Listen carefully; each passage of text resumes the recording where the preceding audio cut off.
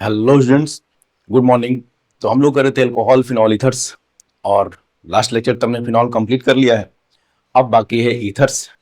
तो पहले देखेंगे नॉमेनक्लेचर प्रिपरेशन और एक लेक्चर में, क्योंकि ईथर छोटा पोर्शन है, रिएक्शन को भी नेक्स्ट लेक्चर में कंप्लीट करा दिया जाएगा। तो आज इंपॉर्टेंट है नॉमेनक्लेचर ईथर्स का, जैसे हमने पढ़ रखा है एबीसी में, लेकिन रिवीजन जरूरी है और साथ साथ में सारे प्रिपरेशन मेथड, चाहे साइक्लिक ईथर हो चाहे ओपन चेन ईथर हो, उनके नॉमेनक्लेचर भी तो कंप्लीट इस लेक्चर में मैं करा दूंगा।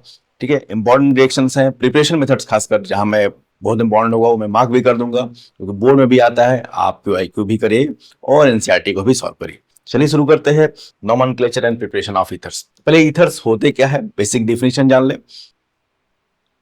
Ethers are compound in which an oxygen atom is bonded to two hydrocarbon groups. ऐसे कंपाउंड जिसमें ऑक्सीजन के दोनों साइड क्या हो, कार्बन की चेन लगी हो। ऑक्सीजन के दोनों साइड कार्बन की चेन लगी हो, उनको रिप्रेजेंट करते हैं आर ओ आर डैश। अब ये दोनों आर और आर डैश सेम भी हो सकते हैं, अलग अलग भी हो सकते हैं, वो हम देखेंगे। R can be alkyl, R जो है एल्काइल ग्रुप भी हो सकता है, एराइल ग्रुप भी हो सकता है, वाइनाइल ग्रुप भी हो सकता है, मतलब तमाम। ठीक है, जो भी possibility, allyl group, alkyl, aryl, वाइनाइल, I hope कि आप ये सब नाम जानते हैं, हमने हेलाइड्स में पढ़ रखा है, एक्सेट्रा। तो कुछ भी हो सकता है, एरोमेटिक भी, एलिफैटिक भी। और आर और आर सेम भी हो सकते हैं, अलग अलग भी हो सकते हैं। एग्जाम्पल देखेंगे, लेकिन चूंकि नॉमेनक्लेचर करना है तो वहां पे दो बार लिखने की कोई जरूरत नहीं। अब जरा देखो, डिपेंडिंग ऑन ये आर और आर डेस अलग अलग है कि सेम है। ये ईथर्स का क्लासिफिकेशन भी दो टाइप का है। तो ईथर्स, तो लिख लेते हैं क्लासिफिकेशन ऑफ ईथर्स। क्लासिफिकेशन, भाई आर लेस और आर, अगर दोनों ग्रुप, जो एल्काइल ग्रुप चाहे राइल ग्रुप, जो भी वो चीजें हो वो सेम हो, तो उसको बोलते हैं सिमेट्रिकल ईथर। अगर अलग अलग है तो उनको क्या बोलते हैं, अनसिमेट्रिकल ईथर। तो classification of ethers, classification of ethers.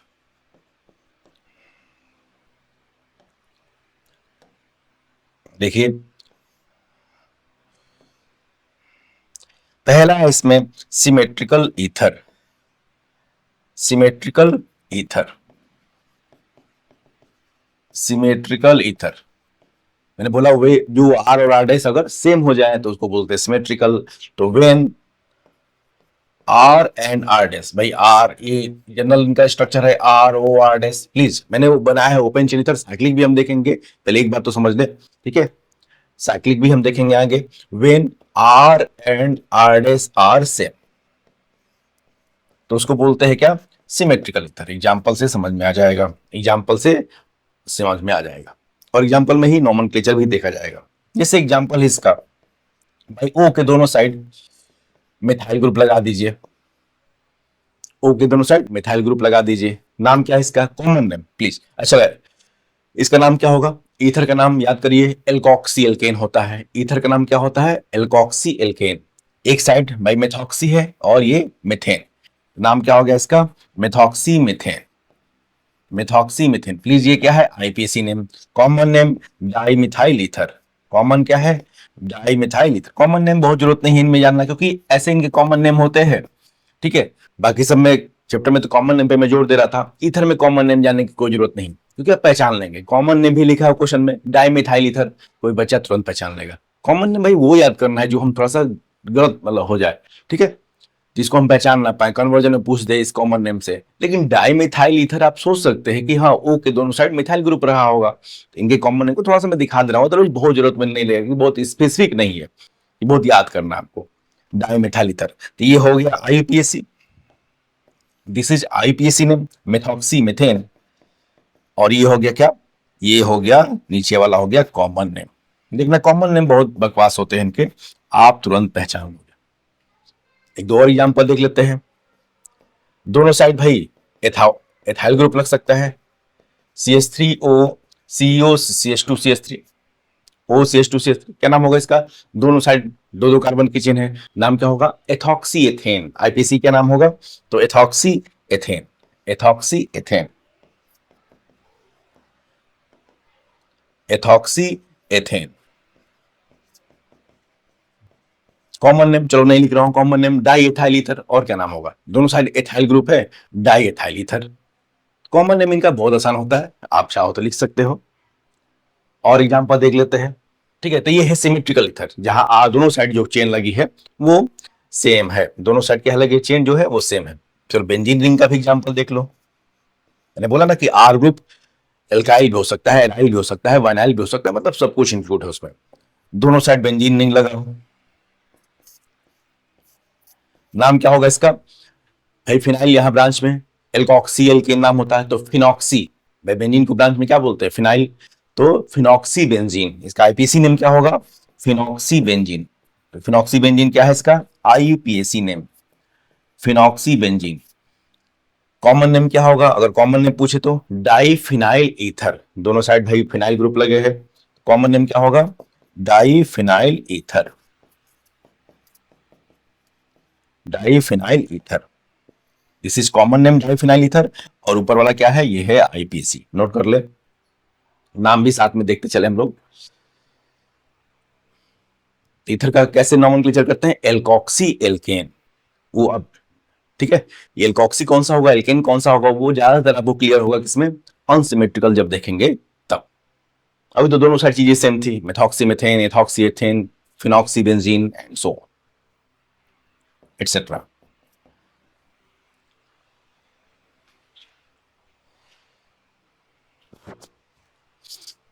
चलिए अब देखते हैं नेक्स्ट डिवीजन है, नेक्स्ट डिवीजन है अनसिमेट्रिकल, अनसिमेट्रिकल ईथर, जहां दोनों साइड आर और आर ग्रुप क्या हो, जहां आर और आर डेस क्या हो, अलग अलग हो, अनसिमेट्रिकल ईथर।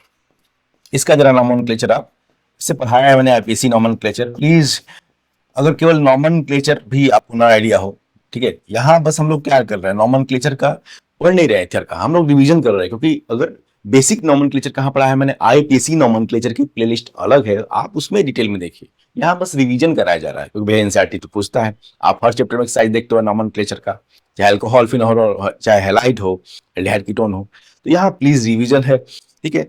डिटेल में डिस्कशन ऑलरेडी हो चुका है जब 11th में आईपीएससी नॉमेनक्लेचर हम लोग पढ़ रहे थे, यहाँ बस रिवीजन है, तो प्लीज आपको बेसिक आइडिया होना चाहिए। अनसिमेट्रिकल ईथर तो क्या लिखेंगे, when R and R dash are different. अभी हम लोग ओपन चेन पे फोकस करते हैं, अभी हम लोग क्या कर रहे हैं, ओपन चेन ईथर, ठीक है, ओ साइक्लिक, ओ मतलब नॉन साइक्लिक कंपाउंड्स की बात कर रहे हैं। अब आगे चल के हम लोग साइक्लिक ईथर को भी देखेंगे, उनका भी नाम बहुत इंपॉर्टेंट है, when R and R dash are different,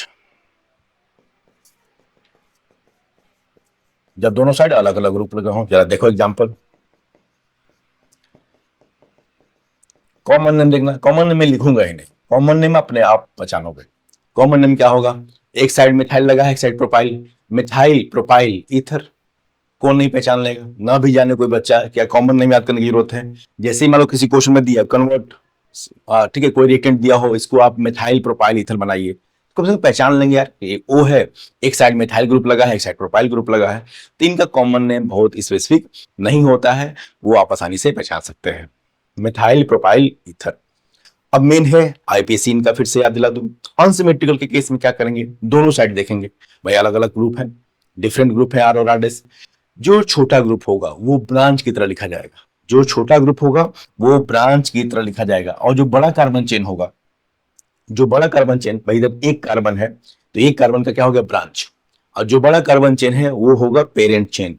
तो देखो जरा नाम, पेरेंट नंबरिंग पेरेंट चेन की करेंगे, कितने कार्बन पेरेंट चेन में, 3 कार्बन है, पेरेंट चेन में कितने कार्बन है, 3 कार्बन है, देखो जरा 1 2 3, 1 2 3, नाम क्या होगा, रूट वर्ड हो गया प्रोप, और सारे के सारे सिंगल बॉन्ड है तो प्रोपेन, प्रोपेन। अब ये जो बच गया, ईथर हमेशा, ईथर का कोई सफिक्स नहीं होता है, ईथर का हमेशा क्या होता है, secondary prefix, that is alkoxy. Ether का सेकेंडरी प्रीफिक्स क्या है, एल्कोक्सी, हमेशा ब्रांच की तरह आते हैं बेचारे, ठीक है, सफिक्स उनका होता नहीं, हमेशा क्या आता है, प्रीफिक्स। अब प्रीफिक्स क्या होगा, ईथर का प्रीफिक्स क्या होता है, एल्कोक्सी, ईथर का प्रीफिक्स क्या होता है, एल्कोक्सी, एल्कोक्सी मतलब अब एल्क में कितने कार्बन है, यहाँ पे एक कार्बन है तो मेथॉक्सी। और ये ब्रांच कहाँ जुड़ा है, मैं सर्किल करता हूँ, ये पूरा का पूरा पोर्शन ये ब्रांच की तरह है। ये ब्रांच जो है मेन चेन के कार्बन नंबर 1 से जुड़ा है, मेन चेन के कार्बन नंबर 1 से जुड़ा है ब्रांच, तो नाम क्या होगा, 1 मेथॉक्सी प्रोपेन। 1 ना भी लिखे तो चलेगा, लेकिन कहीं और भाई 2 पे रहेगा तो 2 लिखना पड़ेगा, तो बेहतर है कि 1 लिखें, मैं तो यही कहूंगा 1 मेथॉक्सी प्रोपेन। इस तरह से ईथर में करते हैं भाई। जब सिमेट्रिकल था तो समझ में नहीं आई ये बात, लेकिन अनसिमेट्रिकल में जो बड़ा चेन होगा वो पेरेंट चेन होगा, उसके हिसाब से रूट वर्ड लिखा जाएगा, और जो छोटा पोर्शन होगा वो क्या आएगा, ब्रांच की तरह आएगा। एक दो और देख लो नाम इसमें, CH3 CH CH2 CH3, और यहां लगा दे हमने OCH2 CH3 OCH2 CH3। अब जरा देखो O के दोनों साइड देखो, एक साइड है 4 कार्बन O के और एक साइड है 2 कार्बन, तो 4 कार्बन के चेन क्या होगा, पेरेंट चेन होगा। 4 कार्बन का चेन ये हो गया पेरेंट चेन, नंबरिंग तो इसी की होगी। और ये छोटा वाला पोर्शन, चलो इसको दूसरे, ठीक है, सर्किल कर दे रहे हैं, ये हो गया क्या, ब्रांच। ठीक है, तो नाम क्या आएगा, एथॉक्सी। पहले पेरेंट चेन का नाम, 4 कार्बन है, रूट वर्ड होगा ब्यूट, कार्बन कार्बन के बीच में सिंगल बॉन्ड है, प्राइमरी सफिक्स होगा एन, 1 2 3 4। क्यों नंबरिंग इधर से किया, भाई नंबरिंग उधर से करते हैं पेरेंट चेन की, इधर से ब्रांच, ये तो पूरा पोर्शन ब्रांच है हमारा, नीचे वाला पोर्शन, ब्रांच जल्दी आ जाए। ठीक है, लोवेस्ट लोकेंट रूल, तो नंबरिंग इधर से करेंगे ताकि ये ब्रांच जल्दी आ जाए। तो क्या नाम होगा इसका, 2, पहले इसका नाम लिख लो, पेरेंट चेन का नाम रूट वर्ड ब्यूट, और सारे के सारे सिंगल बॉन्ड है तो ब्यूटेन, ये हो गया नाम पेरेंट चेन का, ब्यूटेन। और उस पे क्या लगा है, 2 एथॉक्सी। 2 पे कौन सा ग्रुप लगा है, ब्रांच में जो ब्रांच वाला पोर्शन उसमें 2 कार्बन है। ठीक है, तो नाम क्या होगा, एल्कॉक्सी। प्रीफिक्स क्या होता है ईथर का, सेकेंडरी प्रीफिक्स एल्कॉक्सी। एल्क में कितने कार्बन है, यहाँ पे 2 कार्बन, तो ethoxy, 2 ethoxy butane, 2 ethoxy butane. एक दो इनका नाम ले लेते हैं एरोमेटिक वालों का। साइक्लिक का हम लोग अलग करेंगे प्लीज, अभी मैं साइक्लिक को हटा रहा हूं, लेकिन घबराने की जरूरत नहीं हो, किया जाएगा, उनको भी पढ़ना आज। अब इसका नाम क्या होगा, ठीक है, इसके अब दो नाम है, प्रिफर्ड और सिस्टमेटिक। तो इसका जो प्रिफर्ड नेम है वो है एनिसॉल, एनिसॉल ये है preferred IUPAC name, this is preferred IUPAC. और सिस्टमेटिक नाम क्या होगा भाई, एक carbon, methoxy, methoxy benzene, systematic नाम क्या होगा इसका, मेथॉक्सी बेंजीन। और मैंने बोला है सिंगल आंसर करेक्ट हो, सिंगल आंसर करेक्ट हो तो हमेशा हम प्रिफर्ड आईपीसी नेम ही लिखेंगे, मेथॉक्सी बेंजीन, और ये है systematic, systematic IPC, systematic IUPAC name. तो नोट कर ले जरा,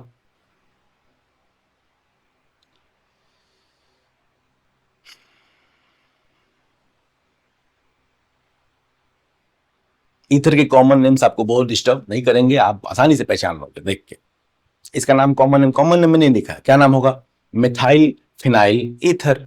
और क्या भाई, एक साइड मिथाइल ग्रुप है, एक साइड फिनाइल ग्रुप है, तो मिथाइल फिनाइल ईथर, इसलिए मैंने कॉमन नेम पे जोर नहीं दिया है, आप पहचान सकते हैं। भाई ओ के दोनों साइड जो आर ग्रुप लिखे रहते हैं उन्हीं का नाम लिखा जाता है अल्फाबेटिकल ऑर्डर में।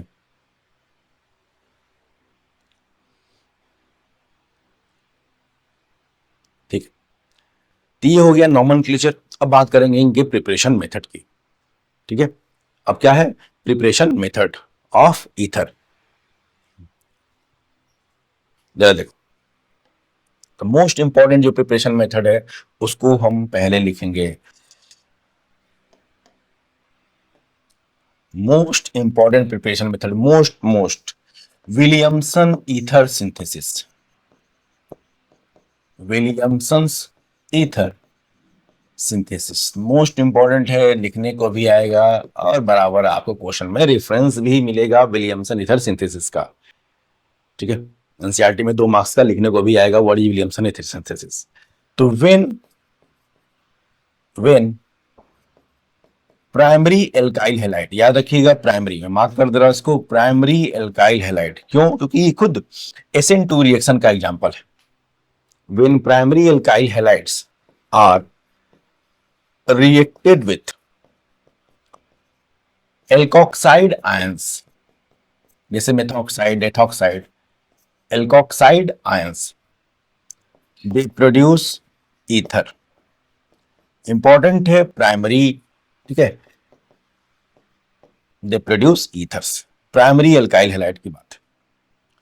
टर्सरी वगैरह लेंगे तो कुछ और हो जाएगा, वो हम देखेंगे। इंपॉर्टेंट है SN2 रिएक्शन का एग्जांपल है, ठीक है भाई। हर रिएक्शन का कुछ ना कुछ कैरेक्टर होता है।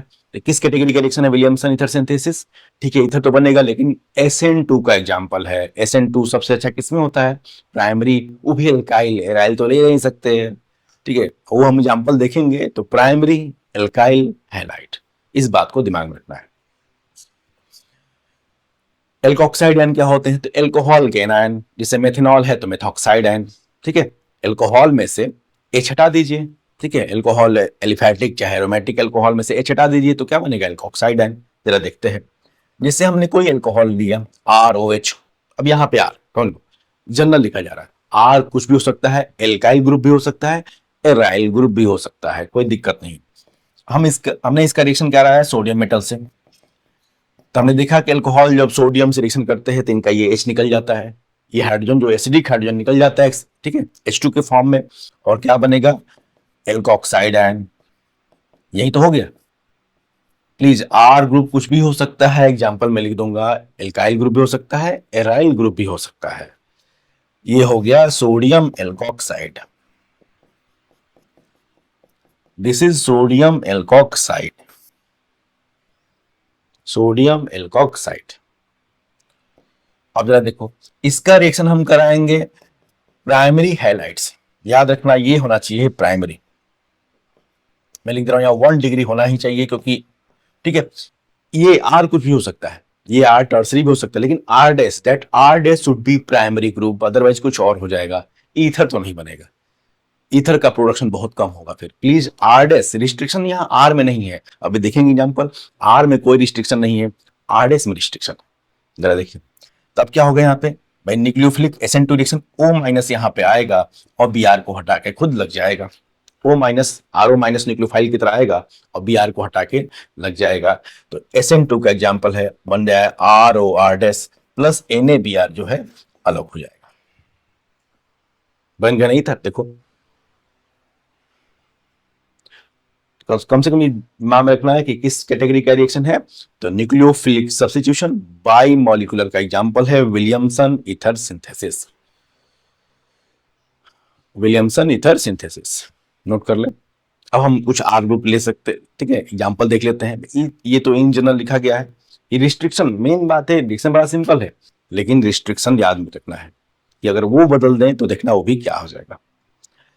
जैसे मान लो हमने ले लिया, मैंने कहा R ग्रुप कुछ भी हो सकता है, एल्काइल एलिफैटिक भी हो सकता है, एरोमेटिक भी हो सकता है। देखो, OH का हमने रिएक्शन करा दिया NaOH से, NaOH से करा सकते हैं, ठीक है। हमको क्या बनाना है? यह E वाला H हटाना है, एल्कोहल ये वाला H जो है, तभी तो एल्कोक्साइड बनेगा। तो H2O निकल जाएगा, देखो यहाँ से OH और H निकल जाएगा, इसमें से एसिड बेस रिएक्शन हो जाएगा और ये बन जाएगा क्या? Sodium phenoxide. यही तो चाहिए हमको, एल्कोक्साइड आयन। तो this is sodium phenoxide, sodium phenoxide, sodium phenoxide. इसका रिएक्शन हम करा दे रहे हैं CH3Br से, CH3Br से, ठीक है। अब क्या होगा? O माइनस यहाँ पे आएगा, Br को हटा के लग जाएगा SN2, बन गया एनिसॉल। अभी नाम लिखा था जो, इसीलिए लिख रहा था मैं। इससे हमने क्या बना लिया? एनिसॉल, मतलब मेथॉक्सी बेंजीन, एनिसॉल। नाम को जरूर दिमाग में रखना है, एनिसॉल को, एनिसॉल। और देख लो, एल्कोहल में R ग्रुप मैंने कहा कुछ भी हो सकता है, यहाँ प्राइमरी सेकेंडरी टर्सरी का कोई टेंशन नहीं है। एल्कोहल में टेंशन का है एल्काइल हैलाइड में, वो आप कर नहीं सकते। जिससे जरा देखो, इसका रिएक्शन हमने Na से करा दिया सोडियम मेटल से, तो ये वाला हाइड्रोजन निकल जाएगा H2 के फॉर्म में। एल्कोहल का रिएक्शन देखा ना, एल्कोहल का सोडियम मेटल से रिएक्शन कराएंगे तो ये एसिडिक हाइड्रोजन जो है H, O से जुड़ा हुआ H, H2 के फॉर्म में लिबरेट हो जाता है और हमको मिल जाएगा एल्कोक्साइड आयन जो चाहिए इसमें।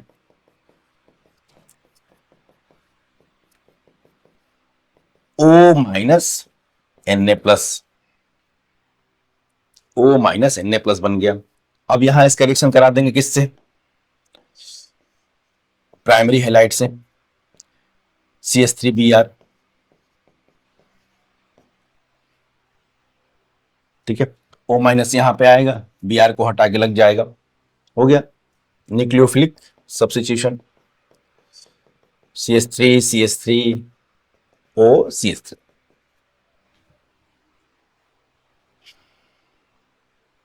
क्या नाम है इसका, टर्ब्यूटाइल, कॉमन नेम बोल रहा हूं मैं, आईपीसी आप खुद लिखिएगा, ठीक है। चलो दोनों लिख दे रहे हैं हमारे लिए। कॉमन नेम क्या है इसका, पहले आईपीसी देख लेते हैं। ओ के दोनों साइड देखेंगे, एक साइड है 4 कार्बन, एक साइड है 1 कार्बन, तो पेरेंट चेन कौन सा होगा, इधर पेरेंट चेन कौन सा होगा, ये वाला पेरेंट चेन होगा, 3 कार्बन का चेन। देखो जरा नंबरिंग करेंगे यहां से, ये पूरा ब्रांच हो जाएगा, सर्किल कर दे रहा हूं मैं, ये पूरा ब्रांच किधर आएगा, 1 2 3, तो नाम क्या होगा, तो 2 पे दोनों साइड ब्रांच लगा है, 2 पे क्या है, दोनों साइड ब्रांच लगा है, ये रहा देखो इसको, कार्बन नंबर 2 पे दोनों साइड ब्रांच लगा है। एक ब्रांच का नाम है मेथॉक्सी, एक ब्रांच का नाम है क्या, मेथॉक्सी, और एक ब्रांच का नाम क्या है, मेथाइल। कौन पहले आएगा, मेथॉक्सी वाला नाम, तो 2 मेथॉक्सी, देखो जरा दोनों सर्किल किए गए हैं वो ब्रांचेज हैं, 2 methoxy 2 methyl propane, this is IPC name, common name भी लिख दिया जाएगा, 2 मेथॉक्सी 2 मिथाइल, और भाई मेन चेन तो यही है 3 कार्बन का, पेरेंट चेन तो यही 3 कार्बन का, 2 मेथॉक्सी 2 मिथाइल प्रोपेन। और कॉमन नेम तो बहुत आसान है इसका, दिस इज आईयूपीएसी नेम, ये हो गया IUPAC name, 2 methoxy 2 methyl propane.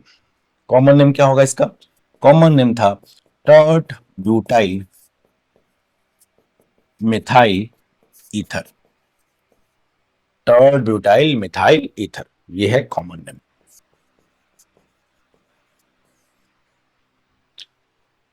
Tert butyl methyl ether.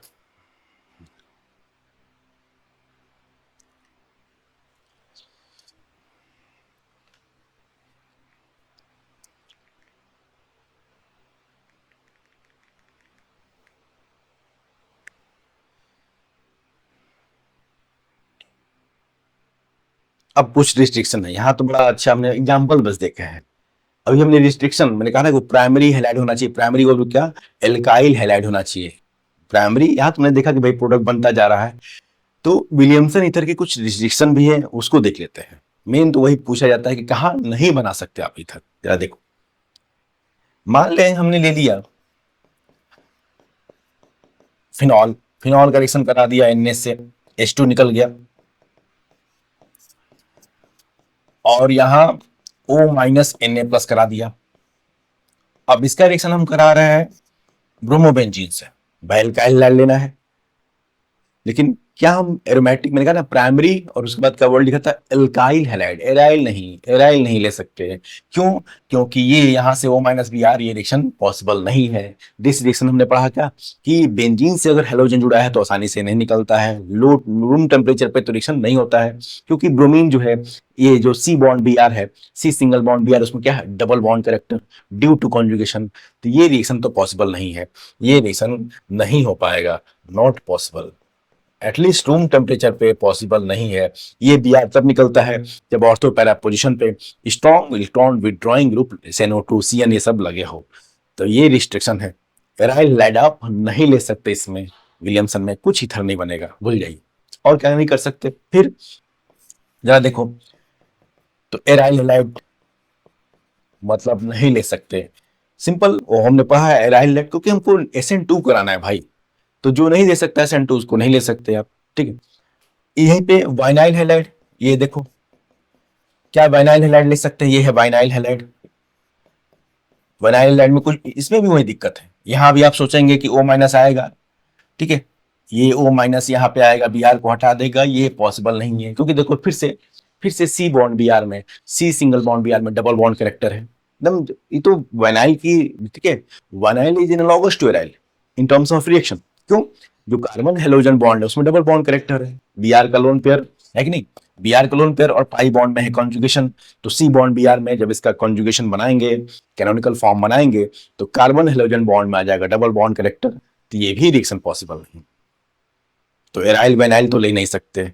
फिर ठीक है, तो बड़ा इंपॉर्टेंट था वो प्राइमरी एल्काइल हैलाइड, बड़ा सेलेक्टेड है वो, लिमिटेड एप्लीकेशन है। और देखिए,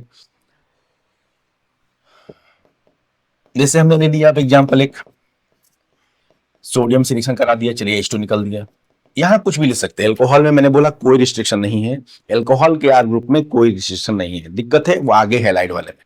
यहाँ आप रैंडमली ले सकते हैं कुछ भी, CH3O माइनस Na प्लस बन गया। अब जरा देखो, अगर मान ले हमने यहाँ टर्सरी हैलाइड ले लिया, प्राइमरी ना लेके टर्सरी हैलाइड ले लिया,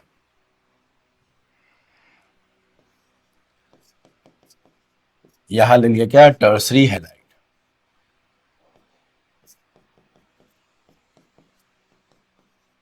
ये है टर्ड ब्यूटाइल ब्रोमाइड। क्या ले लिया हमने, टर्ड ब्यूटाइल, कॉमन में बोल रहा हूं मैं, टर्ड ब्यूटाइल ब्रोमाइड ले लिया। अब तो यहाँ पे हम सोचेंगे ओ माइनस आएगा, बी आर को हटा के लग जाएगा और ईथर बन जाएगा, लेकिन ईथर वाला प्रोडक्ट बहुत कम बनेगा, क्योंकि हमने पढ़ा हेलोजन हैलाइड्स में कि टर्सरी हैलाइड मेनली क्या देते हैं, भाई ये न्यूक्लियोफाइल तो है, साथ साथ में स्ट्रॉन्ग बेस भी है। और टर्सरी हैलाइड अगर लेंगे, अगर टर्सरी हैलाइड आपने ले लिया, तो ईथर ना बन के सब्स्टिट्यूशन नहीं होगा, रादर क्या हो जाएगा, एलिमिनेशन, E2 रिएक्शन हो जाएगा यहाँ पे भाई, E2 हो जाएगा। E2 कैसे, O माइनस यहां से H प्लस निकालेगा, यहां से Br निकल जाएगा सिंगल स्टेप में, और यहां डबल बॉन्ड बन जाएगा, और मेन प्रोडक्ट ईथर नहीं बनेगा, बहुत कम बनेगा वो, ना के बराबर। मेन प्रोडक्ट क्या होगा, टर्सरी हैलाइड लेंगे तो मेनली क्या हो जाएगा, एलिमिनेशन बाय मॉलिक्यूलर रिएक्शन। जो CH3O माइनस है that will remove beta hydrogen, देखो ये अल्फा कार्बन है, ये तो होता है E2 तो पढ़ा हमने, और बीटा, अल्फा से Br निकलेगा, बीटा से हाइड्रोजन निकलेगा और डबल बॉन्ड बन जाएगा। तो क्या बनेगा प्रोडक्ट, CH3 आप नाम लिख लेना इसका, alkene will be major product. साथ साथ में क्या बनेगा, अगर और लिखना चाहे प्लस बनेगा NaBr, खैर मेन प्रोडक्ट तो भाई एल्कीन बन गया। ईथर बनाने चले थे, क्या बन जाएगा, एल्कीन, तो टर्सरी नहीं ले सकते, और ये क्या बना लेगा, प्लस CH3OH भी बनेगा, नोट कर लें। तो वेन विलियमसन ईथर की रिस्ट्रिक्शंस ज्यादा है कि कहाँ यूज नहीं कर सकते।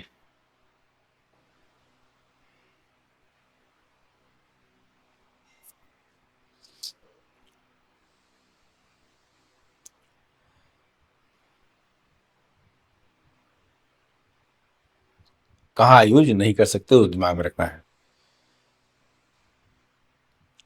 अब जरा देखो इसमें एक और, ठीक है, इसी का एक और वेरिएशन विलियमसन का। ठीक है, विलियमसन ने क्या किया, एल्कोक्साइड आयन बनाया, उसका प्राइमरी एल्काइल हैलाइड से रिएक्शन करा दिया तो बन जाता है ईथर। कुछ और लेंगे तो देखा हमने दिक्कतें कहाँ कहाँ हो सकती है। टर्सरी लेंगे तो ईथर भूल जाइए, एल्कीन बन जाएगा, इसको दिमाग में रखना है। आप जब हम एनसीईआरटी एक्सरसाइज का भी डिस्कशन करेंगे तो आपको क्वेश्चन दिखेगा, मैं कराऊंगा। ठीक है, अब लिखो, नोट करके लिख लें इसमें, instead of alkyl halide we can also use, instead of alkyl halide we can also use dialkyl sulphates. तो देखेंगे एग्जांपल, एकदम सिमिलर SN2 का एग्जांपल है, और एल्काइल सल्फोनेट्स, इनको भी यूज कर सकते हैं। अब ये क्या होते हैं भाई, बहुत सिंपल, पता चल जाएगा, बिना मैंने कहा ना, लैंग्वेज से कुछ होता नहीं, न एग्जाम में न यहाँ पे, रिएक्शन आपको क्लियर कर देते हैं कि वो वर्ड क्या लिखा गया है। प्राइमरी एल्काइल हैलाइड तो ले सकते हैं, साथ साथ में ये भी देखिए जरा, जैसे हमने लिया CH3OH, इसका रिएक्शन करा दिया, पहले हमने एल्काइल भाई वो एल्कोक्साइड आयन तो बनाना ही है, तो बन गया CH3O माइनस Na प्लस। अब इसका रिएक्शन एल्काइल हैलाइड के बजाय हम देखो जरा इससे करा सकते हैं, दोनों साइड कोई R ग्रुप लगा दीजिए, डाई अल्काइल भाई सल्फ्यूरिक एसिड है, सल्फ्यूरिक एसिड में 2 H होते हैं, यही तो स्ट्रक्चर है। सल्फ्यूरिक एसिड, सॉरी यहाँ पे डबल बॉन्ड O भी रहेगा। सल्फ्यूरिक एसिड में क्या होता है, यहाँ दोनों R की जगह क्या रहता है H, तो भाई उसको बोलते हैं सल्फ्यूरिक एसिड, उसी के डेरिवेटिव है। अब वो दोनों H को हटा के कोई हमने एल्काइल ग्रुप लगा दिया, मिथाइल एथाइल प्रोपाइल, जो मन करे वो लगाइए, मिथाइल एथाइल प्रोपाइल ये सब ग्रुप लगा दिया तो उसमें भी ईथर बन जाएगा। जरा देखो इसमें क्या होगा रिएक्शन, O माइनस यहाँ आएगा, ये भी SN2 का एग्जाम्पल है। O माइनस आएगा, R को निकाल लेगा और ये पूरा लिविंग ग्रुप निकल जाएगा SN2। देखो वही तो चाहिए था आपको, SN2 ही तो चाहिए। ये क्या है, die alkyl sulphate, sulphuric acid के दोनों H हटा के हमने एल्काइल ग्रुप लगा दिए तो क्या बन गया, डाई अल्काइल में भी di methyl di ethyl, in general मैंने लिख दिया है। तो देखो यहां भी हो जाएगा तुम्हारा SN2 रिएक्शन और बन गया ईथर, SN2 हो गया और ईथर बन जाएगा CH3OR प्लस। ठीक है, क्यों ये निकल गया, मेन बात जरा ध्यान देना, ये क्यों निकल गया, बहुत अच्छा लिविंग ग्रुप है, अभी जब स्ट्रक्चर देखेंगे। अब जरा देखो, ये जब निकल जाएगा ये पूरा लिविंग ग्रुप, ये पूरा ये लिविंग ग्रुप ये निकल जाएगा, है कि नहीं। तो लिविंग ग्रुप कौन होते हैं, वीक बेसिस, जितना वीक बेस हो उतना आसानी से वो निकल जाता है। अब देखिए क्यों ये वीक बेस है, अब जरा सोचो खुद ही, इसका स्ट्रक्चर जरा देखो कि निकलने के बाद ये कैसा दिखेगा, O minus double bond O OR, यही तो होगा ये लिविंग ग्रुप। क्यों वीक बेस है आप देख सकते हैं बहुत, ठीक है। पूरा ये O माइनस जो है कॉन्जुगेशन में है भाई, O माइनस क्या है, इधर भी कॉन्जुगेशन में है इधर भी कॉन्जुगेशन में है, माइनस चार्ज डिस्पर्स हो रहा है। जितना ज्यादा चार्ज डीलोकलाइज होता है उतना ही वो आराम से रहता है, उतना ही वो क्या होता है, वीक बेस होता है। बहुत अच्छे लिविंग ग्रुप है, हम ये भी यूज कर सकते हैं, डाइअल्काइल सल्फेट्स भी यूज कर सकते हैं, क्योंकि इनमें लिविंग ग्रुप बहुत अच्छा है ये वाला।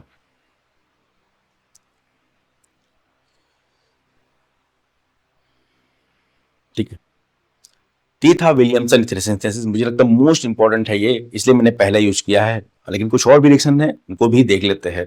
दूसरा है, सेकंड नंबर है reaction of OH group with diazomethane CH2N2, ये है CH2N2। OH group, OH group का मतलब है, ठीक है, अल्कोहल भी हो सकता, एलिफैटिक अल्कोहल भी ले सकते हैं, एरोमेटिक अल्कोहल, फिनॉल के डेरिवेटिव भी ले सकते हैं। जरा देखिए एग्जांपल, लैंग्वेज में नहीं लिखेंगे क्योंकि एनसीईआरटी में तो रिएक्शन है नहीं, लेकिन भाई आप सारी किताबें कर रहे हैं तो उसके लिए देखना है। एनसीईआरटी में तो मेन है विलियमसन ईथर सिंथेसिस। जैसे फिनॉल है, प्लीज यहाँ बेंजीन रिंग भी हो सकता है, फिनॉल भी ले सकते हैं, एथाइल अल्कोहल भी ले सकते हैं, मेथनॉल भी ले सकते हैं, कोई भी अल्कोहल ले सकते हैं इस रिएक्शन में। इसका हमने रिएक्शन कराया, ये है डाइएजोमेथेन, नाम लिखना जरा बड़ा इंपॉर्टेंट है, इसमें भी ईथर बन जाएगा। ये मत सोचना केवल फिनॉल, एलिफैटिक अल्कोहल भी ले सकते हैं भाई, डाइएजोमेथेन, दिस इज डाइएजोमेथेन। तो देखो पहले क्या होगा इसमें, पहले CH2 minus will remove H plus, acid base reaction, जो फिनॉल का H है दैट विल बी, पहले एसिड बेस रिएक्शन हो जाएगा, फिनॉल का जो H है that will be removed by CH2 minus, note करिए, फिनॉल का जो H है that will be removed by CH2 minus, acid base हो गया। तो क्या बनेगा इससे, ये बनेगा फिनॉक्साइड आयन और साथ में बनेगा CH3N2। अब जरा देखना, ये तो होगा, N2 बहुत अच्छा लिविंग ग्रुप है, क्यों भाई, N2 जब हटता है तो गैस के फॉर्म में लिबरेट होता है, और ली चिटेलियस प्रिंसिपल क्या कहता है कि अगर प्रोडक्ट गैस के फॉर्म में रिमूव हो जाए, ठीक है, प्रोडक्ट को आप हटाते जाए वहां पे, वहां से तो रिएक्शन फॉरवर्ड ड्राइव होगा। तो अब जरा देखो, अब यहाँ पे फिर से SN2 हो जाएगा, अब O माइनस यहाँ पे आएगा, N2 को हटा के लग जाएगा, O माइनस आएगा यहाँ पे, N2 को हटा के लग जाएगा, हो गया SN2। बहुत तेजी से होगा ये, क्योंकि कौन लिविंग ग्रुप है इसमें, N2, N2 निकल गया, बन गया क्या, एनिसॉल, एनिसॉल। इस तरह से भी ईथर हम बना सकते हैं डाइएजोमेथेन से। We can take aliphatic alcohol, we can also take aromatic alcohols, कोई रिस्ट्रिक्शन नहीं है इसमें।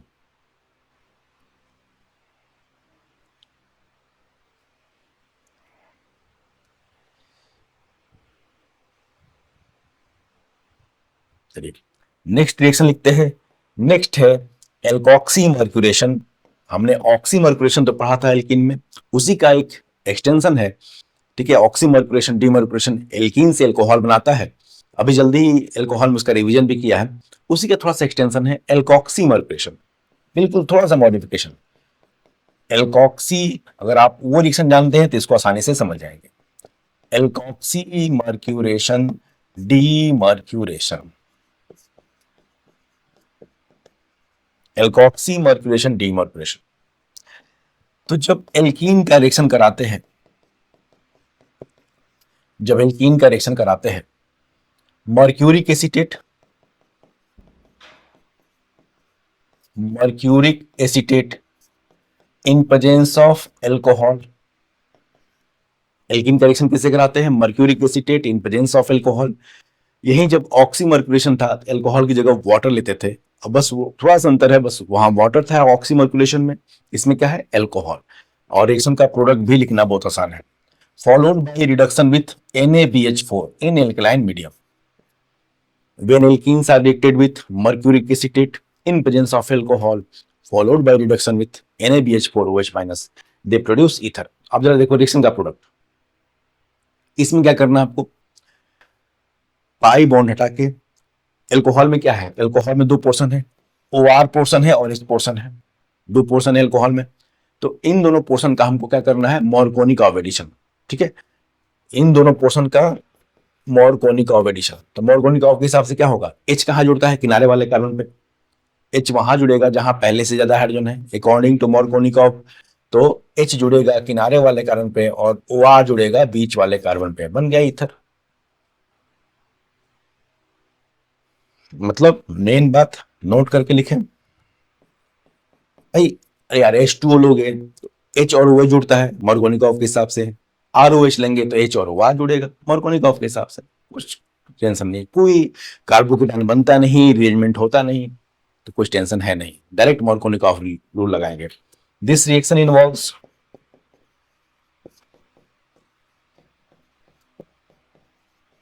this reaction involves addition of H and OR group on pi bond, H and OR group, ether group on pi bond according to Markovnikov rule, according to Markovnikov rule, according to Markovnikov rule। अब आपको Markovnikov ही ना पता हो तो दूसरी बात है please, क्योंकि भाई 11th में बराबर इसका रेफरेंस आता है। एल्कोक्सी मर्क्यूरेशन डीमर्क्यूरेशन,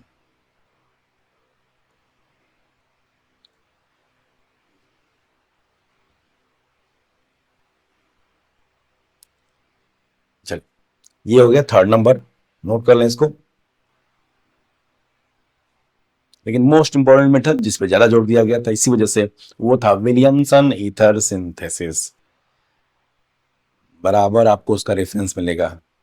इंटरमोलिकुलर भी, इंट्रामोलिकुलर भी। इंट्रामोलिकुलर एग्जांपल अभी हम देखेंगे during discussion of cyclic ether, cyclic ether बाकी है। अब जरा देखो नेक्स्ट है reaction of लिग्नार्ड with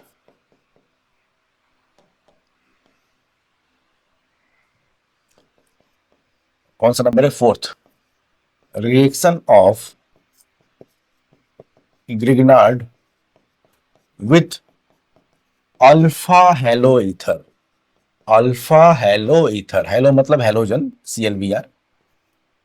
reaction of Grignard with alpha halo ethers, जरा देख लीजिए। जैसे ये कोई ईथर है, ऐसा ईथर जिसके अल्फा कार्बन पे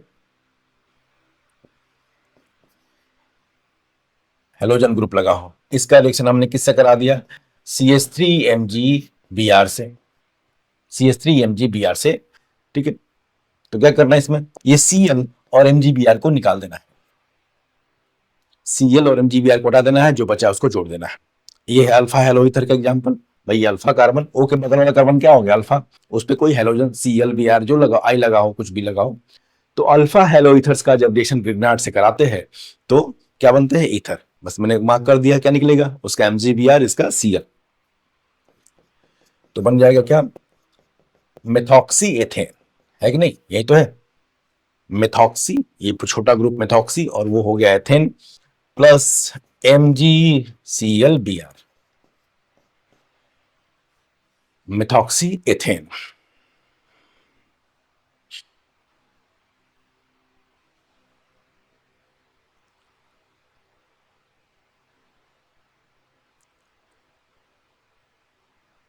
चलिए नेक्स्ट देखते हैं, फिफ्थ, व्हेन एल्काइल हैलाइड्स, ये भी SN2 का एग्जांपल है, are heated with, when alkyl halides are heated with dry Ag2, dry silver oxide, dry Ag2, SN2 का एग्जांपल है, when alkyl halides are heated with dry Ag2 they produce ether, they produce ethers। देखिए जरा, CH3CH2I पर plus इसका Ag2O से heating करा देंगे, dry Ag2O से, ड्राई Ag2O से हीटिंग करा देंगे, तो क्या करना है 2AgI, 2AgI चाहे 2AgCl जो भी है निकाल देना है, और जो बचा उसको जोड़ देंगे, तो क्या बन जाएगा एथॉक्सी एथेन प्लस 2 मोल सिल्वर हैलाइड के, जो भी हैलाइड, ड्राई सिल्वर ऑक्साइड के साथ हीटिंग करते हैं इसका, एल्काइल हैलाइड्स का, तो क्या बनता है ether.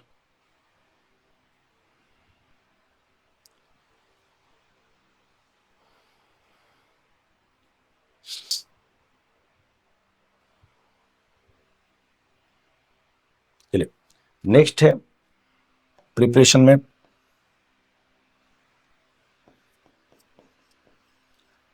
Reaction of alcohol with alkene,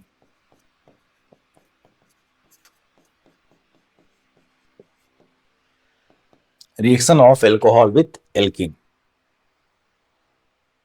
जिस तरह हमने एसिड कैटालाइज हाइड्रेशन एल्कीन का पढ़ा था जिसमें एल्कोहल बनता है, वही है, बस वाटर की जगह हम एल्कोहल ले रहे हैं, वही रिएक्शन ही है। जैसे ये हमने रिएक्शन करा दिया, CH3CH, यहां है H डबल बॉन्ड CH2, इसका हमने रिएक्शन करा दिया किसी एल्कोहल से CH3OH से, in presence of acid catalyst, तो ये है एसिड कैटलाइज, ठीक है, acid catalyse reaction of alkene with alcohol. अभी देखना मैकेनिज्म भी एसिड कैटलाइज हाइड्रेशन जैसा ही है, बस वहां न्यूक्लियोफाइल वाटर था, यहाँ न्यूक्लियोफाइल कोई अल्कोहल होता है, और ये कार्बोकेटाइन रिएक्शन है, इसलिए मैकेनिज्म लिखा जाएगा क्योंकि रीअरेंजमेंट हो सकता है, बिल्कुल होगा। तो प्रोडक्ट पहले लिख देते हैं, कॉन्केस्टोसोफोर क्या है, कैटलिस्ट, कॉन्केस्टोसोफोर, कॉन्केस 3P4, they are used as catalyst in this reaction.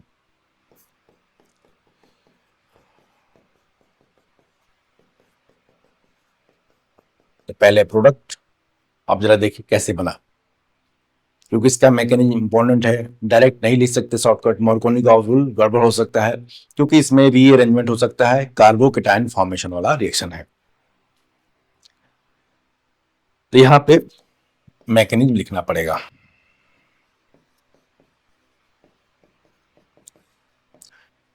तो सबसे पहले क्या होगा, जो एसिड कैटलिस्ट है that will give H+ ion, बाद में वो मिल भी जाएगा।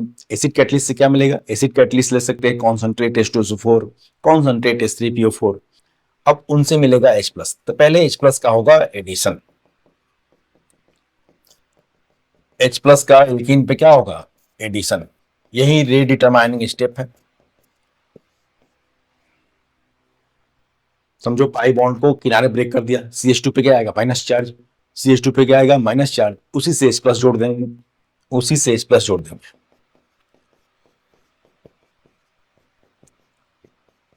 तो पहले बन गया ये product, this is rate determining step, formation of carbocation. Carbocation की प्रॉपर्टी क्या है, ठीक है, कि रीअरेंज हो सकता है अगर उसको फायदा हो तो। मेजर प्रोडक्ट ये नहीं होगा, मेजर प्रोडक्ट क्या, अगर यही प्लस चार्ज यहां आ जाए बीच वाले कार्बन पे तो ज्यादा स्टेबल होगा। कार्बोकेटाइन की स्पेशल प्रॉपर्टी है ना रीअरेंजमेंट, अगर अपने से ज्यादा स्टेबल बन सकता है तो पहले क्या होगा, रीअरेंजमेंट हो जाएगा, फिर बाद में प्रोडक्ट बनेगा उसके थ्रू। अब यहां से क्या कर सकते हैं, रीअरेंजमेंट कैसे कैसे हो सकता है, रिंग एक्सपेंशन के through, hydride shift, methyl shift हो सकता है। यहां से H माइनस यहां लग जाएगा, यहां से H माइनस हट के यहां लग जाएगा, ये है 1 2 मिथाइल हाइड्राइड शिफ्ट, और हाइड्राइड शिफ्ट के बाद आपको बहुत स्टेबल ही ये कार्बोकेटायन बन जाएगा। कितने अल्फा हाइड्रोजन है इसके रिस्पेक्ट में, भाई कार्बोकेटायन की स्थिति हाइपर कंजुगेशन पे डिपेंड करती है। कितने अल्फा हाइड्रोजन है, 3 3 6 2 8, 8 अल्फा हाइड्रोजन है इसके बगल बगल, तो बहुत स्टेबल होगा। ठीक है, अब जब स्टेबल कार्बोकेटायन बन जाएगा तो यहाँ पे जो भी आपने अल्कोहल लिया है, मिथेनॉल इथेनॉल जो भी हो, that will react on this carbon. ठीक है, that will react on this carbon, और इसमें H प्लस एल्कोहल का ये वाला H प्लस निकल जाएगा। तो मैं दोनों स्टेप लिख दे रहा हूं मैं, वो अपना लोन पेयर देके कार्बोकेटायन पे रिएक्शन करेगा और उसका अल्कोहल का H प्लस निकल जाएगा और आपको प्रोडक्ट मिल जाएगा ईथर।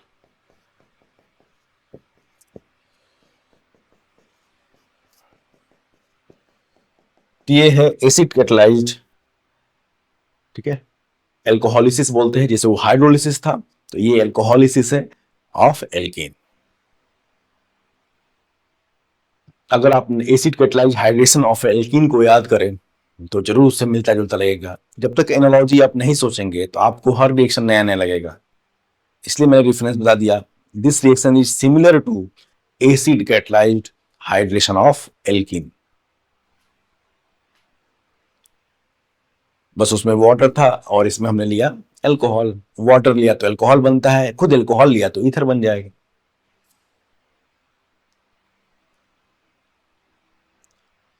चलिए नेक्स्ट रिएक्शन है प्रिपरेशन में, नेक्स्ट नंबर है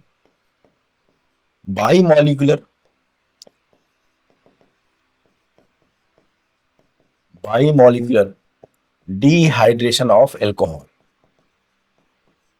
मतलब इंटरमॉलिक्यूलर डिहाइड्रेशन है, bimolecular dehydration of alcohol. when primary alcohol are heated with concentrate, याद रखिएगा प्राइमरी अल्कोहल का सेकेंडरी टर्सरी का रिएक्शन एकदम अलग है, उसका तो हमने पहले ही पढ़ा। when primary alcohols are heated with conc H2SO4 at low temperature they produce ether, while at high temperature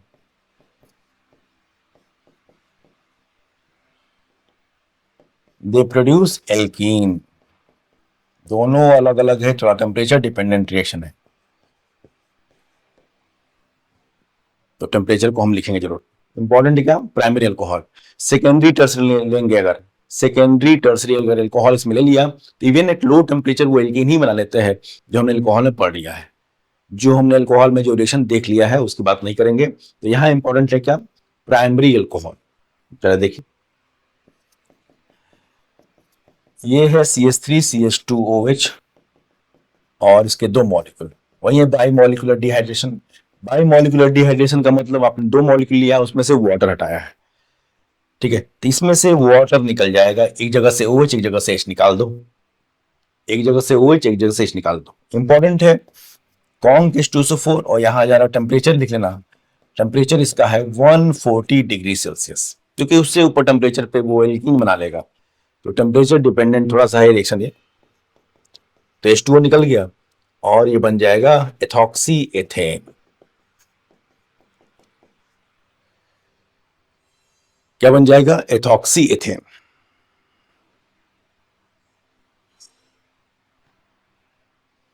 इसी में रिएक्शन, अगर हम इसी का रिएक्शन अगर 170 डिग्री पे करा दे तो फिर ईथर नहीं बनेगा, ठीक है, फिर बन जाएगा क्या, एल्कोहल, ओ सॉरी एल्कीन। फिर ईथर ना बन के तो कॉन्क H2SO4, तो टेम्परेचर का थोड़ा याद करना पड़ेगा इसमें, क्योंकि रोल बहुत ज्यादा है। हाई टेम्परेचर एलिमिनेशन को ही फेवर करता है, इस केस में क्या होगा, ऊपर हुआ है इंटरमॉलिक्यूलर डिहाइड्रेशन, ऊपर क्या हुआ इंटरमॉलिक्यूलर डिहाइड्रेशन, लेकिन टेम्परेचर ज्यादा होगा तो वही रिएक्शन इंट्रामॉलिक्यूलर हो जाएगा, इंट्रामॉलिक्यूलर डिहाइड्रेशन, E2 एलिमिनेशन हो जाएगा, यहां से H2O निकल जाएगा, इस बार एक ही मॉलिक्यूल के अंदर से H2O निकल जाएगा और प्रोडक्ट ईथर न बन के क्या बन जाएगा, एल्कीन। तो टेम्परेचर का रोल थोड़ा सा ध्यान में रखना है। 140 डिग्री सेल्सियस पे ईथर, 170 डिग्री सेल्सियस पे एल्कीन।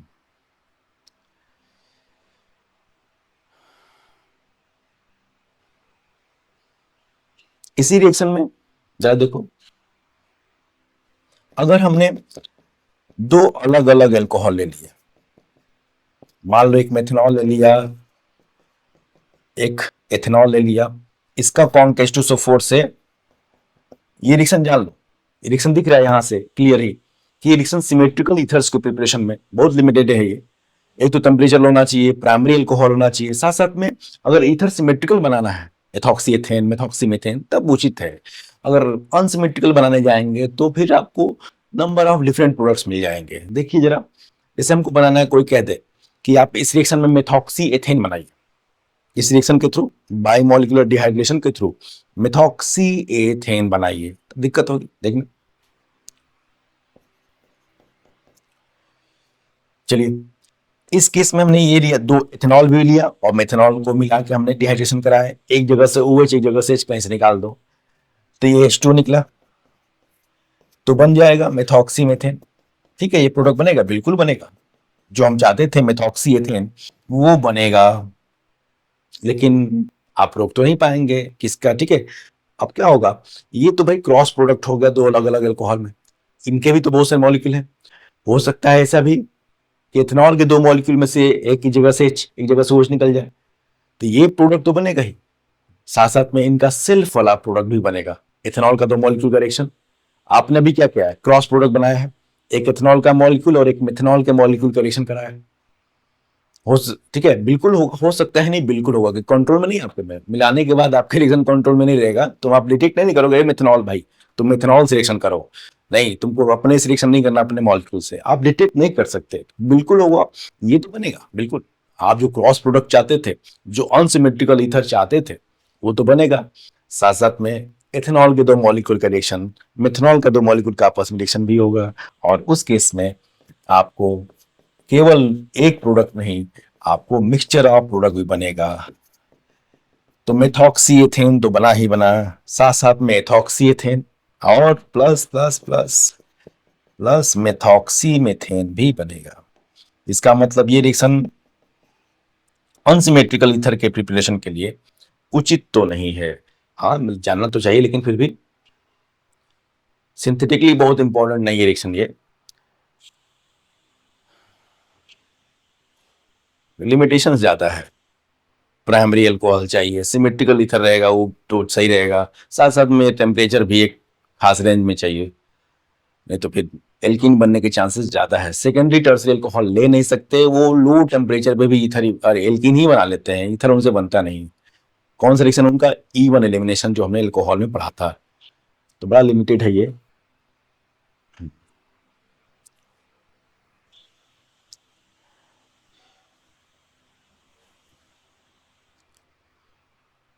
चलिए नेक्स्ट रिएक्शन देख लेते हैं, 8 number. when vapors of primary alcohol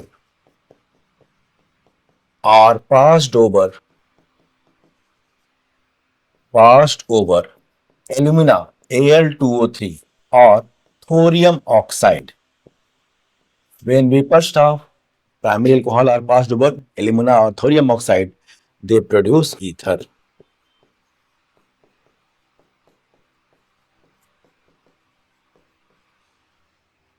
They produce ether. देखिए, प्राइमरी अल्कोहल, प्लीज यही रिएक्शन है, जैसे CH3 CH2OH एथेनॉल के वेपर्स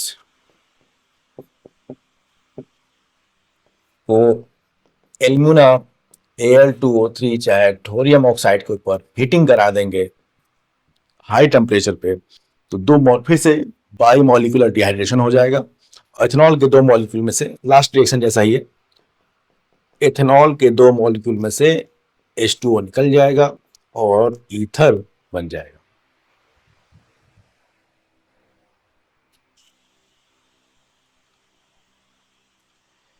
ईथर बन जाएगा।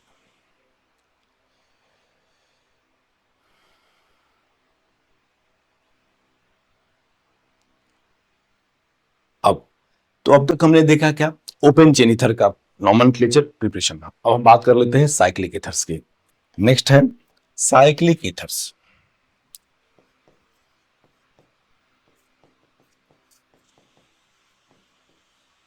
जरा इनके नाम लिख लीजिए भाई। मिनिमम 3 मेंबर की रिंग होती है, उससे कम तो होगा नहीं।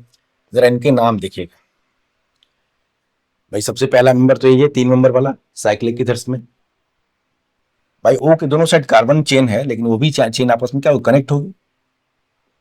अब इसका नाम है ऑक्सीरेन। ये है प्रिफर्ड आईपीसी नेम। तो जरा देखो, मैं एक लिस्ट बना दे रहा हूं ताकि हमको क्लियर रहे। हम्म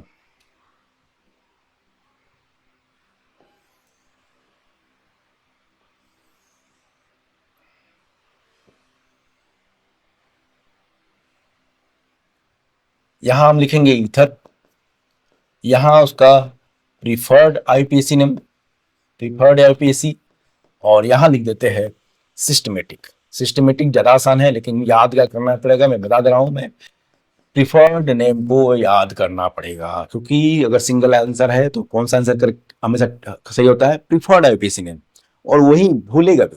सिस्टमेटिक ज्यादा आसान होता है। जरा देखो, तो पहला है इसमें ये भाई मिनिमम 3 नंबर ग्रीन, इसका नाम है प्रिफर्ड आईपीसी नेम, नाम है इसका ऑक्सीरेन। ऑक्सीरेन, ओहो हो, दिस इज ऑक्सीरेन। अब सिस्टमेटिक, ये प्रिफर्ड नाम, ये याद करना पड़ेगा। सिस्टमेटिक बहुत आसान है। सिस्टमेटिक में क्या करते हैं कि हम ये मानते हैं कि अगर ओ की जगह कार्बन होता, ओ की जगह कार्बन होता, इसको बोलते हैं रिप्लेसमेंट नॉमेनक्लेचर। ओ की जगह कार्बन होता तो क्या नाम होता इसका, साइक्लोप्रोपेन। ओ की जगह कार्बन होता तो क्या नाम होता, साइक्लोप्रोपेन। अब जरा देखो, लेकिन ओ है तो हम लिखेंगे साइक्लोप्रोपेन। और ओ को इंडिकेट करने के लिए, साइक्लोप्रोपेन तो है नहीं, हम टर्म लिख जाते हैं क्या, ऑक्जा साइक्लोप्रोपेन। ऑक्जा साइक्लोप्रोपेन, ऑक्जा दिखा रहा है कि साइक्लोप्रोपेन में से एक कार्बन को हटा के ओ लगा दिया गया है, तो हो गया oxacyclopropane. This is called replacement nomenclature. दूसरा, फिर 4 नंबर रिंग, ये है ऑक्सीटेन। ऑक्सीरेन, ऑक्सीटेन, ये नाम लिख लोगे। ऑक्जा साइक्लोब्यूटेन, ऑक्जा साइक्लोब्यूटेन। भाई ओ की जगह कार्बन होता तो क्या नाम होता, साइक्लोब्यूटेन, लेकिन ओ है तो उसको दिखाने के लिए क्या करते हैं, ऑक्जा टर्म यूनिट कर, ऑक्जा साइक्लोब्यूटेन। फिर नेक्स्ट है 5 नंबर, ये तो बहुत फेमस है। क्या कॉमन नेम था इसका, सॉल्वेंट के तरह यूज करते हैं, tetrahydrofuran, THF। That is common name, उससे मतलब नहीं हमको, लेकिन याद रखिएगा THF। ये है ऑक्सोलेन।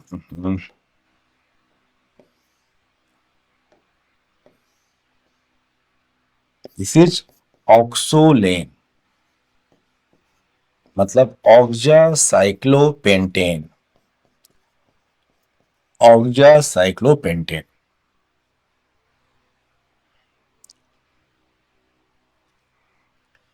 नेक्स्ट है ऑक्सेन, 6 मेंबर वाला। 6 मेंबर मतलब 5 carbon 1 oxygen, oxane. ऑक्जा cyclohexane,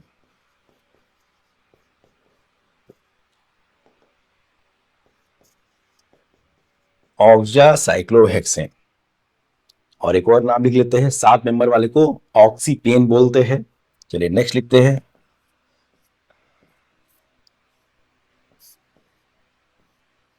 I hope हो गया होगा, 1 2 3 4 5 6 7, ठीक है। ये है, इसका नाम है ऑक्सीपेन, मतलब ऑक्जा साइक्लोहेप्टेन। आप लिख लेना प्लीज, उसको लिख लोगे? चलो भाई लिख लेते हैं। ऑक्जा ऑक्जा साइक्लोहेप्टेन। तो ऑक्जा रिप्लेसमेंट नॉमेनक्लेचर तो बहुत ही आसान है, अगर याद ही करना है तो आपको ये याद करना पड़ेगा। Oxirane, ऑक्सीटेन, ऑक्सोलेन, ऑक्सेन and ऑक्सीपेन। तो इनको आप जरूर नोट करें और रिवाइज करें, आगे रिएक्शन में काम आएगा, प्रोडक्ट्स में, नाम लिखने में। क्या होता है, कई रिएक्शन का प्रोडक्ट कोई साइक्लिक ईथर है, ठीक है, डायरेक्ट नाम नहीं पूछ जाते, बता दे रहा हूं, लेकिन क्या है कि इसी रिएक्शन में साइक्लिक ईथर प्रोडक्ट बन गया, बिल्कुल बनेगा, आप देखेंगे ही। अब भाई हो सकता है कि ऑप्शन में स्ट्रक्चर न देके उसका नाम लिख दिया हो, तब ऑप्शन में स्ट्रक्चर न देखे कि नाम वाला भाई टाइपिंग ज्यादा आसान होती है, तो ऑप्शन में उसका स्ट्रक्चर न देख के नाम लिख दिया हो तब तो आप फंस जाएंगे। वो भी नाम प्रिफर्ड वाला लिख दिया, वो तो बहुत आसान है, उसको उसको आप मैंने समझ लिया कि तुरंत उसको आप तुरंत इसको कोरिलेट कर लेंगे। इसको कोरिलेट करना जैसे मैंने पहले लिखा होगा, आप आगे के अपने आप से लिख सकते हैं, लेकिन ये तो याद करना पड़ेगा, प्रिफर्ड आईपीसी ने।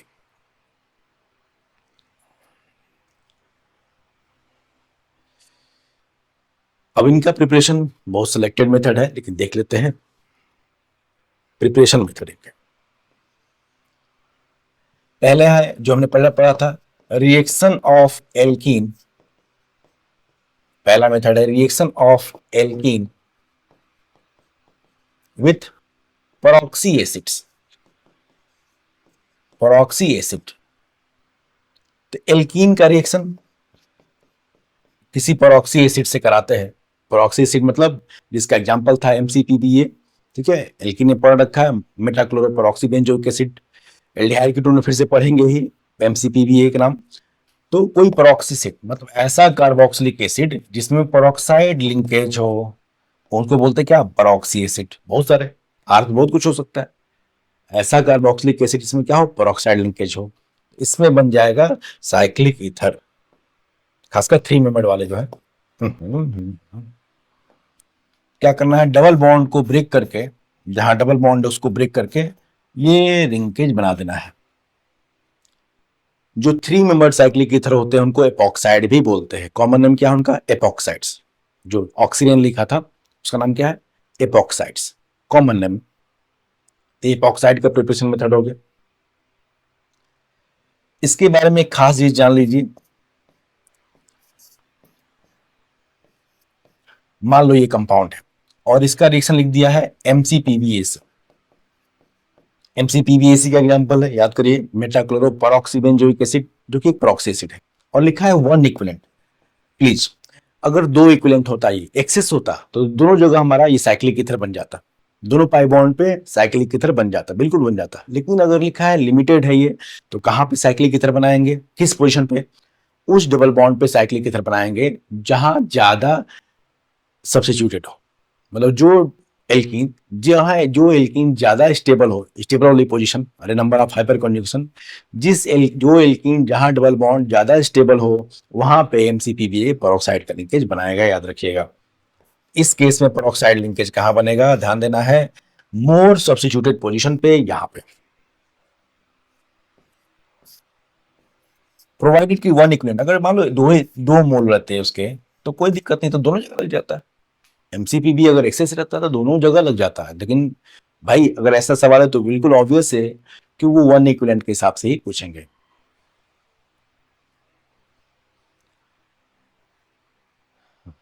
तो ये है परऑक्सी एसिड के साथ reaction.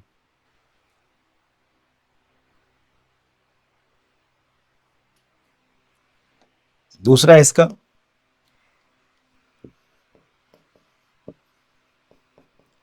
Reaction of alkene with O2।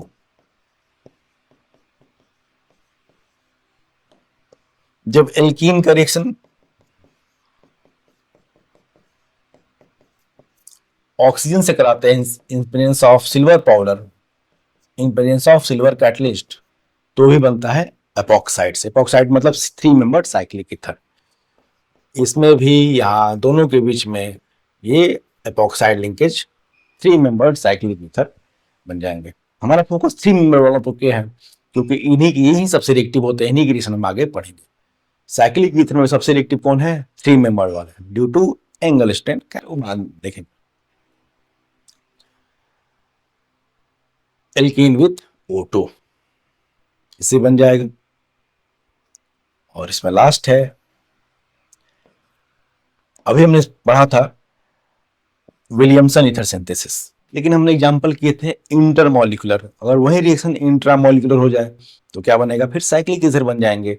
तो ये एग्जांपल हो गया intramolecular Williamson ether synthesis.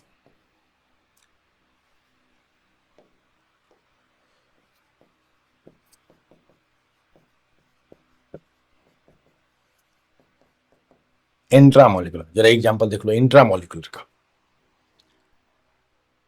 Williamson ether में क्या चाहिए? एक एल्कोहल, उससे पहले हम एल्को ऑक्साइड आयन बनाते हैं, फिर उसका रिएक्शन प्राइमरी हैलाइड से कराते हैं। अगर ठीक है आप अलग अलग मॉलिक्यूल ना लेके एक ही मॉलिक्यूल में एल्कोहल ग्रुप भी हो, एक ही मॉलिक्यूल में क्या हो, एल्कोहल ग्रुप भी हो, हाइलाइड ग्रुप भी हो, तो वही रिएक्शन, कुछ स्पेशल नहीं है, वही रिएक्शन इंट्रामॉलिक्यूलर हो जाएगा। जरा एग्जांपल देखिए, वही रिएक्शन जो जिसको आप इंटरमॉलिक्यूलर करा रहे थे भाई,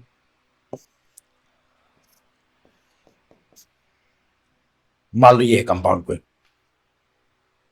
ओपन चेन, नहीं है जानबूझ के से बनाया गया, इसका रिएक्शन हमने सोडियम मेटल से करा दिया पहले, तो क्या होगा यहां से? जरा देखो, ये H2 लिबरेट हो जाएगा। कुछ स्पेशल नहीं, बस हमको दो अलग अलग कंपाउंड नहीं लेने हैं, उसी कंपाउंड में हाइड्रोजन ग्रुप भी है, एल्काइलाइड भी है और एल्कोहल भी है। तो यही रिएक्शन जो वहां पहले शुरुआत में इंटरमॉलिक्यूलर था, वही सिंथेसिस क्या हो जाएगा? इंट्रामॉलिक्यूलर।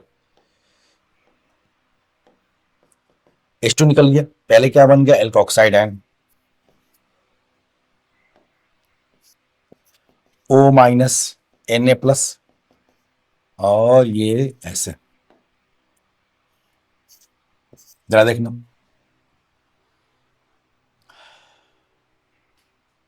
अब क्या होगा? यहाँ पे O माइनस आएगा, Cl को हटा के लग जाएगा। कौन सा स्पेशल?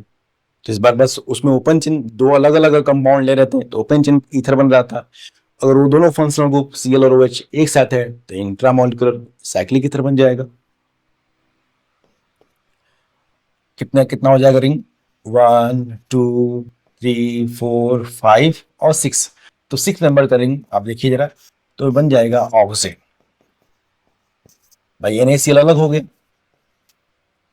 ये है इंट्रामॉलिक्यूलर विलियमसन ईथर सिंथेसिस। सब बना सकते हैं इसमें ऑक्स, ठीक है, ऑक्सीडेन, ऑक्सीलेन सब बना सकते हैं, खुद ट्राई कर सकते हैं।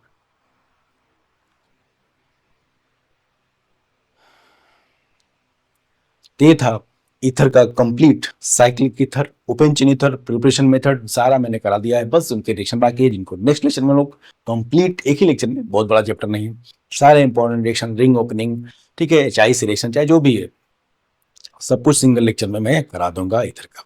जरूर देखिएगा। इसको भी कोई डाउट है तो कमेंट बॉक्स में जरूर पूछिएगा, ठीक है। नॉमेनक्लेचर में बता दो, सबसे जो इम्पोर्टेंट था आज के लिए वो था विलियमसन ईथर सिंथेसिस प्रिपरेशन में, और साथ साथ में नॉमेनक्लेचर में साइक्लिक ईथर का नॉमेनक्लेचर। आई होप आपको समझ में आएगा, ठीक है। कोई भी डाउट हो तो आप बताइए।